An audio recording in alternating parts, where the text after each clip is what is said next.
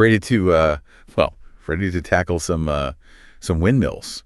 Today we're diving into the world of Don Quixote, and it's kind of wild how a story written so long ago, like centuries ago, still feels so relevant, right? I mean, you've got all the adaptations and the operas, everything. It's remarkable, isn't it? You hit the nail on the head. So many people know the basic idea, right? The windmill scene, the whole chivalry obsession, but what makes Don Quixote truly a masterpiece is, well, how it gets under the skin of what it means to be human.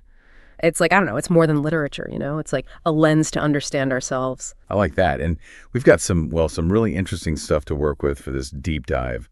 Excerpts from, like, a serious scholarly analysis, but we're also, going right to the source. Passages straight from Don Quixote itself. It's like getting those critiques and those lines straight from maybe not the horse's mouth, more like Rocinante's mouth. I love that. And yeah, having those original words right there with the analysis really just makes it all click. So we're going deeper than just, the funny story of the guy who reads too many nightly adventure stories, right? Sure, it makes fun of those old romances, but this deep dive, this is going to show us how Cervantes used that to say something about, well, everything, really. Societal norms, human nature, even storytelling itself. And getting into it. I mean, the analysis did not hold back on those chivalric tales. You know? They were just blunt, called the mirrors of nonsense and models of folly. It really makes you wonder what Cervantes was thinking when he picked those up. I can just picture him kind of chuckling to himself, but his goal was bigger than just making fun. He was using those over-the-top stories to critique the world around him, right? And what's crazy is those critiques, they're still relevant today, even after all these centuries. Like, take that whole thing with what was it called? The balsam of Fierabras? Oh, you mean that supposed miracle cure that Don Quixote totally falls for? Yes, exactly. That totally made-up cure, it's like this jab at people blindly believing in anything, especially cures. And to be honest, don't we still see that today? Just with a different label. It makes you think about the things we all just accept without really questioning them. Yeah, that's a really good point. It's incredible how a story that old can still hit so close to home. But let's be real. It's a funny story. Yeah. And having read through all this, I got to say, Cervantes knew how to make people laugh. Oh, absolutely. And it's not just like, dry humor either. It's witty, it's silly, it's timeless. And that's what gets me every time. It's genuinely funny. Speaking of which, got to ask about, one of my all-time favorite scenes, the one where Don Quixote gets that barber's basin stuck on his head.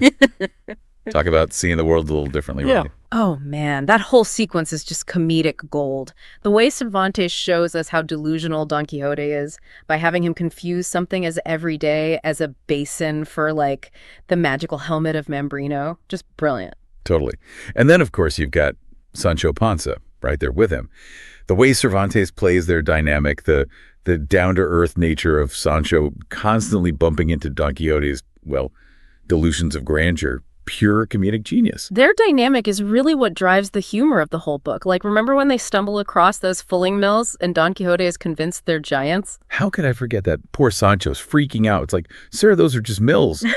It's just one of those scenes that gets funnier every time you read it or hear it. And, that actually reminds me of something the analysis pointed out about, translating Sancho Panza's dialogue. It's surprisingly difficult. Oh, really? Yeah, he's got this way of speaking these little things that make it so funny in the original Spanish, but even, really good translators, they struggle to capture it perfectly in other languages. That makes sense. It's like you can just tell Cervantes had fun writing for him. But, that makes me think about something else I love about Don Quixote. It's not just a two-man show, is it? There's this whole world of characters, and they're all so well developed. Like, you really get a sense of who they are. 100%. And the analysis actually says that Cervantes never, even for like a brief moment, puts forward a lay figure. Wow. Right? Even the characters who just show up for a scene or two, they feel real, they feel thought out. It's like we're right there with them in their world. And that's something I really appreciate about Don Quixote. I mean, we're not just laughing at him, right? It's more like we connect with him, with these very human things he wants, even when those things lead him to make, interesting choices. Exactly. And that's the genius of Cervantes. He uses humor to get at these deeper truths about being human. Even when Don Quixote is at his most, shall we say, eccentric, there are these little bits of wisdom that make you stop and think, like these moments of real insight. Oh, I'd love to hear an example of that. Like, what kind of wisdom are we talking about here? Okay, well, in one part, Don Quixote, he's talking about how awful it is to be unsure about things. And he says, and I quote, "Perplexed, uncertain, to remain twixt hope and fear is death, not life. 'Twere better, sure, to end the strife, and dying, seek release from pain." Which is, I mean, come on, that's deep, right? Especially coming from a guy who, like, a minute ago thought he was a knight fighting, imaginary bad guys. You're not kidding. That's actually really profound. It makes you think about how even when he's totally lost in his own little world, when it seems like he's completely out of touch with reality, there's this core of, I don't know, of truth to what he's saying. Precisely. And it's that complexity, that ability to find these little truths, even in the most ridiculous situations, that's what gives Don Quixote such staying power. It's why it's still influencing literature today. You're right. And speaking of influence, I mean, the analysis even calls it, get this, a precursor to the modern novel. I mean, it makes sense when you think about it. It totally does. It has this intricate plot, these relatable characters dealing with universal themes. It really did set the stage for the kinds of stories we love to read and watch today. No doubt about it. The way Cervantes brought together humor and social commentary and these characters that feel so real, it was groundbreaking for its time. It's pretty amazing when you really think about it. I mean, we're talking about a story about a self-proclaimed knight from centuries ago, and it's still having such a huge impact. And it's not just the structure of the novel either. Think about all the different ways it's been adapted and reinterpreted over the years. Ballets, operas, paintings, movies. People are still finding new meaning in this 400-year-old story. It's true, which kind of begs the question. So what does it all mean for us, like today? When we sit down to read Don Quixote, what can we take away from it? That's the question, isn't it? The one that sticks with you. It's like, on the surface, it's this funny story, right?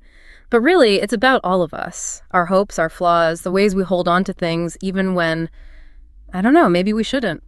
It really does make you think, is Cervantes telling us to root for Don Quixote? Like with his idealism, you know?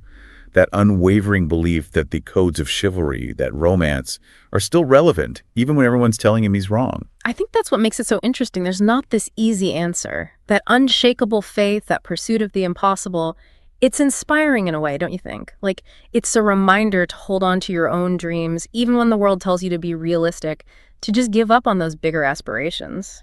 But there's the flip side too, right? Absolutely. There's a line between idealism and just, well, delusion. And I think Cervantes is definitely warning us about that too. The danger of blind faith, of mistaking those, well, those metaphorical windmills for actual giants, letting our fantasies cloud our judgment. It's about finding that middle ground. It's like he's saying, keep dreaming, but maybe open your eyes every once in a while. Yeah. Exactly. And that's, I think, the mark of a really great book. It doesn't give you the answers, but it gets you asking the questions. It makes you think. It makes you find your own meaning in it.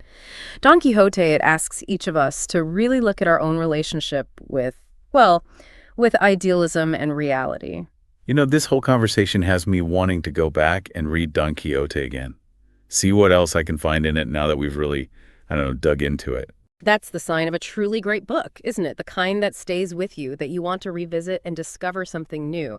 And hopefully this deep dive has done that for you too out there listening, because Don Quixote, well, it's more than just a funny adventure, right? It's a reflection of us. It's full of humor and wisdom and these timeless questions that we're still grappling with, even after all these years.